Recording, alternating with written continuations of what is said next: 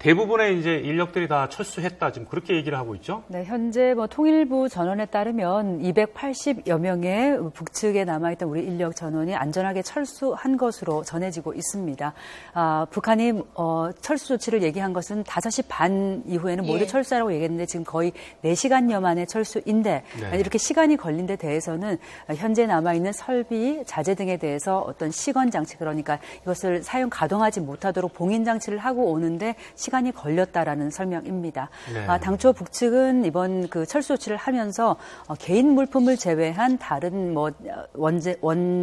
완제품이나 자재, 설비 등을 가져오지 못하도록 얘기를 했는데 지금 현재 이분의 말씀에 의하면 이제 30분의 1도 못 가져왔다라고 하는 것으로 봐서는 완제품 일부를 가져온 것인지는 정확히 확인은 되고 있지 않습니다.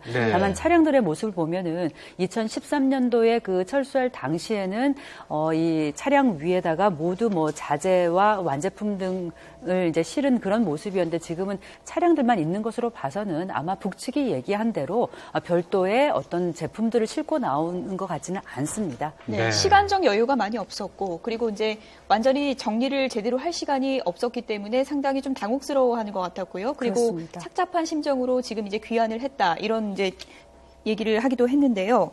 북한이 5시 반에 이제 반까지 철수를 하라고 통보하지 않았습니까? 네. 시간이 이제 상당히 걸렸는데 그간의 이제 과정을 저희가 추측을 해보자면 어떤 과정이 있었을까요? 오늘 발표 이후의 과정을 얘기를 하자면 아마 우리 근로자들한테 전해진 시각이 한 4시 50분쯤인 것으로 전해지고 있습니다. 한 40분 정도의 시간밖에 없었고 북측의 발표 직후 바로 이제 몸만 나오는 게 아니라 사실상. 현지 공장에 있던 우리 시설 설비들에 대해서 좀 조치를 해야 되고 오랫동안 가동하지 않을 경우에 이 설비를 재가동할 때 어려운 점이 많습니다. 그런 면에서는 습도나 이런 데서 영향을 받지 않도록 좀 봉인하는 그런 부분도 있고 북측이 이 시설을 남측의 어떤 허락 없이 이제 가동을 해서 자신들이 거기서 또 생산을 한다거나 이런 일이 없도록 하기 위한 조치를 하는데 그렇게 오랜 시간이 걸린 것 같습니다. 공장도 정지하고 이런 과정이 그렇습니다. 있었겠죠. 그 직전에 그러니까 그러기에 앞서서 각 공장별로 각 기업별로 행동하기에 앞서서 아마 개성당 관리위원회 측에서 전체 우리 측, 북측, 남측 직원 인원들을 모아놓고 이런 우리 앞으로 향후 행동 지침에 이런 데 대한 설명이 있었을 것으로 보이고요. 이에 따라서 각 기업별로 필요한 조치들 하고 내려오는 과정 모두 모여서 다시 내려오기까지의 시간이 4시간여가 걸린 것으로 추측해 볼 수가 있겠습니다. 개성공단 관계자들이 조금 전에 귀환하는 장면을 저희가 이제 보여드렸고요. 북한이 오늘 좀 촉박하게 철수 통보를 했습니다. 이렇게 시간적 여유를 안 준 거는 어떤 이유로 볼 수 있을까요? 제가 볼 때는 북한도 어느 정도 우리의 어떤 그 폐쇄 조치에 대해서 예상하고 있었다. 아마 김영철이 그런 걸 판단을 하고 급히 그야말로 봉인은 형식에 불과하고 저분이자 말씀 중에 가장 그 의미심장한 봉인의 의미가 무엇이 있겠느냐 이렇게 말했듯이 북한으로서는 저걸 빼앗아서 이미 개성인민위원회에 넘기는 것까지 북한이 발표한 것은 이미 우리의 어떤 조치에 대해서 예상을 하고 준비를 하고 있었다. 이런 얘기고 저 말하자면 어떤 점령군처럼 개성공단의 군인들이 진주해서 저걸 이제 다시 군사지역화함으로써 저 지역의 모든 산업 설비들을 뜯어다가 개성시에 넘기려고 하는 것은 아닌가. 물론 예측입니다만은 북한은 어쨌든 저 동결된 자산을 먹는 것으로서 당분간 만족하면서 우리의 어떤 혹독한 보복에 대해서 저렇게 순식간에 아주 폐쇄 조치하는 그런 결단을 내린 것 같습니다. 북측 입장에서 보면은 이제 우리의 어제 그 개성공단 전면 중단 조치에 대해서 초강수로 이제 아주 신속하게 맞대응했다고 볼 수가 있습니다. 그것은 이제 이번 사태의 책임을 남측에 돌리면서 결코 남측에 밀리지 않는 모습을 우리 내부 주민들에게 더 과시하기 위한 측면이 있다고 보여지고요. 당초 이제 우리가 이번 조치에 대해서 과연 득과 실에 대한 좀 논란이 있었습니다. 우리가 이런 개성공단 전면 중단 조치를 했을 때 사실 우리 기업들이 입는 피해도 크고 그동안 이제 북측 근로자에게 들어가는 1년의 임금 한 1억 불, 1,200억 원 정도 말고는 다른 손실이 없다. 특히 우리가 그냥 이렇게 나왔을 경우에 북측이 현지에 있는 시설이나 설비 등을 이용해서 공장을 가동할 가능성, 물론 전력 사정이 좋지 않습니다만 내지는 이 설비의 일부를 다른 지역으로 쪽으로 빼돌려서 거기서 또 공단을 운영함으로써 또 수익을 낼 가능성에 대한 그런 관측이 계속 있었기 때문에 아무튼 그런 전용을 못하도록 우리 기업들은 최대한 조치를 하고 나왔다고 할 수가 있겠습니다. 네, 지금 화면은 그 도라산 남북 출입사무소 그 입병하고 있는 모습을 보고 있는데요. 이 조평통이 추방 명령을 내린 지 한 5시간여 만에 우리 이제 개성공단에 남아있던 우리 인력들이 모두 무사히 이제 귀환을 하고 있고요. 우리 측 인원은 이제 개성공단에 이제 한 명도 남아있지 않은 것으로 지금 확인이 되고 있는 것 같습니다. 네, 그렇습니다. 현재 이제 개성공단을 관리하는 최고 자리에 있는 김남식 개성공단 관리위원장도 모두 모두 귀환을 한 것으로 봐서는요. 현재 인력이 아무도 남아있지 않습니다. 이것은 2013년도에 북측이 개성공단 폐쇄 조치를 하면서의 상황과는 조금 다른 모습입니다. 당시에 우리 인력이 이제 단계적으로 철수를 했고 북측은 마지막까지 7명을 현재 남겨뒀습니다. 당시 홍양호 개성공단 관리위원장을 비롯한 7명이었는데 이들을 그 북한에 잔류시킨 이유는 그 북한에 아직도 지급하지 못한 임금이 남아있다.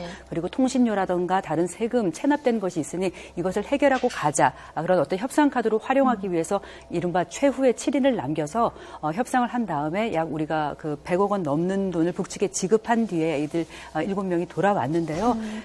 북측은 이번에 그 남측 인력의 전원 철수를 통보를 하면서 조금 전에 들어보니까 뭐 임금 문제도 언급을 안 했다고 하죠. 이번엔? 그러니까 이분은 뭐 일반 기업이기 때문에 그 과연 이제 개성공단 관리위원회 측의 북측 당국에서 어떤 얘기를 했을지는 아직 전해지지는 않고 있습니다만 현재는 일단은 그 개성공단 관리위원장까지 모두 돌려낸 것으로 봐서는 일단은 인력을 모두 무사히 귀환시킨 다음에 추후 북측이 어떤 뭐 협상을 통해서 우리가 그동안 개성공단을 가동하지 못함으로 인해서 생긴 손해 또 북측 근로자의 뭐 퇴직금 문제 이런 것을 들고 나올 가능성은 여전히 있다고 보여집니다. 그러면 개성공단이 설립된 이후에 우리 측 관계자가 단 한 명도 안 남은 게 이번에 확인이 된다면 한 명도 안 남은 건 이번이 처음인 건가요? 그렇다고 할 수 있겠습니다. 지금까지 뭐 폐쇄됐던 사례가 2013년도 5월 달이었기 때문에요. 당시에 이제 최후의 7인이 남은 다음에 협상이 끝났고 이후 모두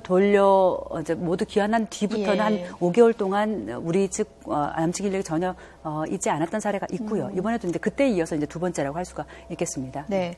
그때 5달 동안 가동 멈췄을 때는 그래도 언젠가는 재가동 되겠지 하는 이제 희망의 불씨가 좀 살려놨다고 할까요? 그런 과정의 단계였다면 이번에는 좀 뭐가 이렇게 단번에 이루어지는 그런 분위기인데요. 이번에는 어떻게 보십니까? 좀 영구적 폐쇄로도 갈 수 있다고 보십니까?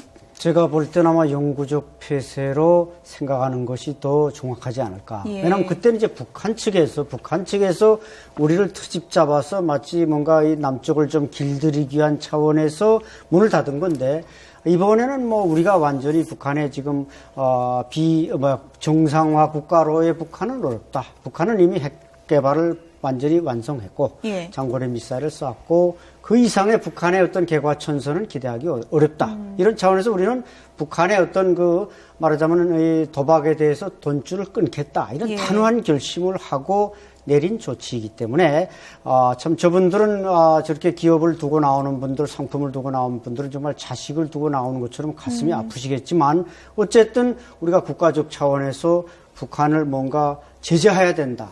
또 제재해서 우리가 좀 본보기를 보여야 된다. 이런 측면에서 한 것이기 때문에 당분간 어려울 것 같고 또 북한의 대응 논리로 볼 때도 이미 개성시 인민위원회에 넘기고 군사지옥화를 선언하고 이것은 그 자리에 있던 이제 북한군 6사단이 6.25 전쟁 때 이제 북한군 3사단이 서울을 제일 먼저 점령했는데 그 3사단보다 먼저 김포를 점령한 게 북한군 6사단이었습니다. 이렇게 볼 때 다시 6사단을 저기다 배치하겠다는 의지이기 때문에 결국 개성공단은 이제 공단으로서의 가치를 오늘날 단면적으로 볼 때는 상실하고 저 지역은 다시 6사단의 위수구역으로 전선지역으로 바뀌지 않겠는가 그렇게 전망이 됩니다. 그럼에도 불구하고 개성공단의 재가동 가능성은 완전히 닫아놓기는 어렵다고 봅니다. 그동안 개성공단은 물론이고 남북관계가 어떤 정치적인 굴곡에 따라서 많은 굴곡을 겪어왔고요.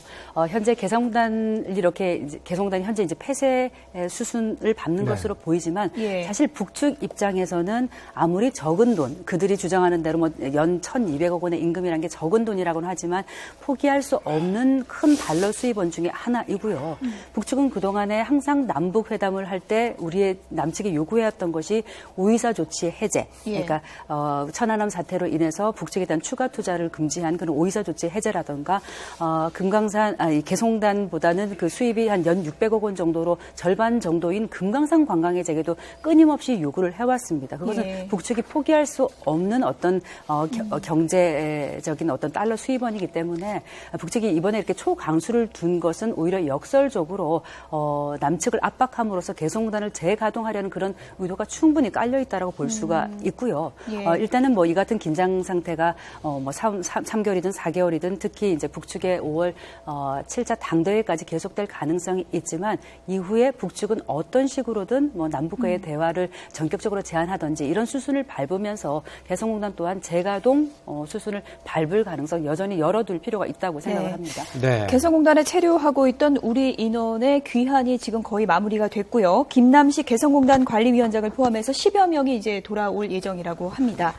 일각에서는 동결이라는 표현을 썼다는 점, 몰수가 아니라요. 그렇죠. 이런 점에서 그래도 가능성이 좀 남아있는 게 아닌가라는 시각도 있는 것 같습니다. 어떻게 봐야 될까요? 네, 동결이란 표현은 결국 몰수라는 표현의 이제 전 단계가 되겠습니다만, 금강산 관광도 처음에는 동결이라 그랬고, 이제 그 후에 이제 몰수를 했는데, 같은 수순이 아니겠는가. 그래서 저는 그 하나의 대안이나 뭐 희망이, 가느다란 실마리 같은 희망이 있다면은, 우리가 북측에 제안할 수는 있습니다. 북한 능력으로는 저걸 도저히 가동시킬 수 없고, 가만 내버려두면 고철덩어리가 되고, 북한이 어디다 뜯어다가 가동해도 평화자동차처럼 제대로 가동할 수가 없단 말이죠. 따라서 우리가 하나 북한에 제안할 수 있다면은 7차 당대회가 5월에 열리고 북한이 뭔가 좀 변화 모션을 취할 때 개성공단을 우리가 양보해서 파주로 가져와라. 이제 파주공단이 되고 그 시설을 다 뜯어다가 북한 근로자 5만 명이 와도 좋고 50만 명이 와도 좋다. 우린 똑같은 월급과 똑같은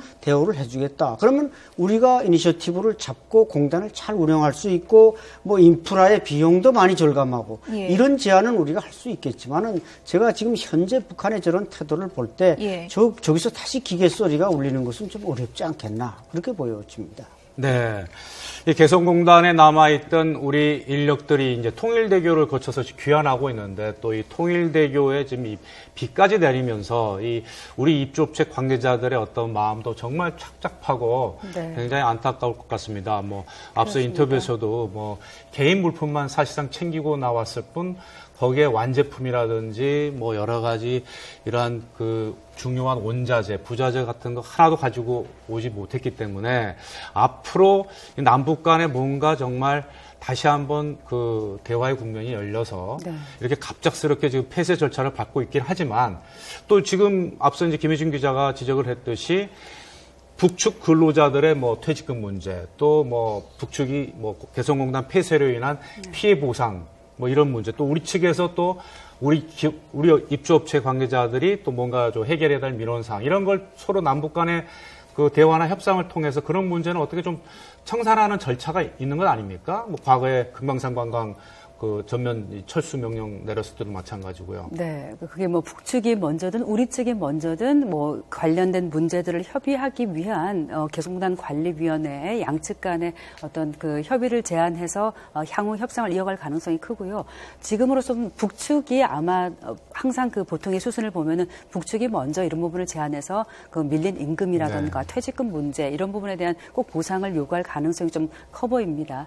그 지난 2013년도에 이제 북측이 2013년 2월 핵실험을 한 뒤에 이제 그 유엔 안보리 제재가 있었고 또 이후 한미 연합 훈련을 이유로 해서 이제 개성공단 뭐 철수 조치를 일방적으로 내렸죠. 통보를 했죠.